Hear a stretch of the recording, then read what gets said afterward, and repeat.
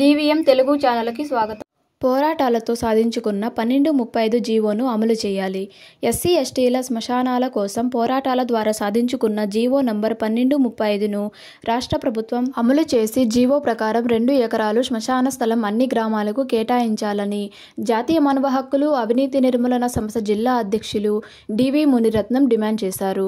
అందులో భాగంగా మంగళవారం పలమనేరు పట్టణంలో మానవ హక్కుల కార్యాలయం నందు పార్థసారథి అధ్యక్షతన ఈ విషయంపై సమావేశం నిర్వహించారు.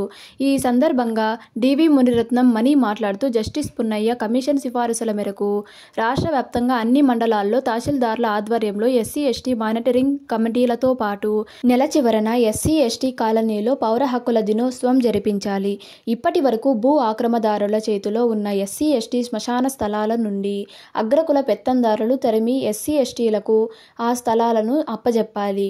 జస్టిస్ పున్నయ్య కమిషన్ సిఫారసులను ఉల్లంఘించి ఎస్సీ ఎస్టీల హక్కులు మనోభావాలు దెబ్బతీస్తున్న మండల అధికారులపై రాష్ట్ర ప్రభుత్వం చర్యలు తీసుకోవాలి. ఎస్సీ ఎస్టీలపై దాడులు హరికట్టాలి.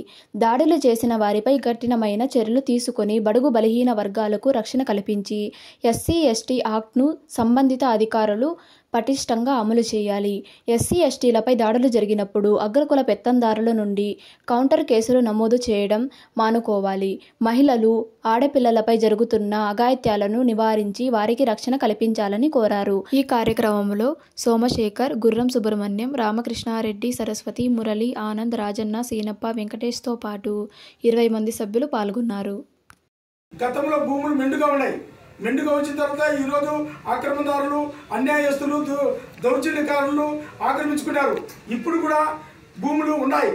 భూములు ఉండే చోటన్నా ఈ కూటమి ప్రభుత్వము ప్రతి గ్రామంలో పరిశీలించి ఎక్కడైతే భూములు ఉన్నాయో అన్య ప్రాంతంలో ఆక్రమించుకున్నారో వాటిని కూడా పరిశీలించి ఎస్సీ ఎస్టీలకి శ్మశానాలకి భూములు ఇవ్వాలని చెప్పేసి కూడా మేము భావించుకుంటూ విరమించుకుంటున్నాం.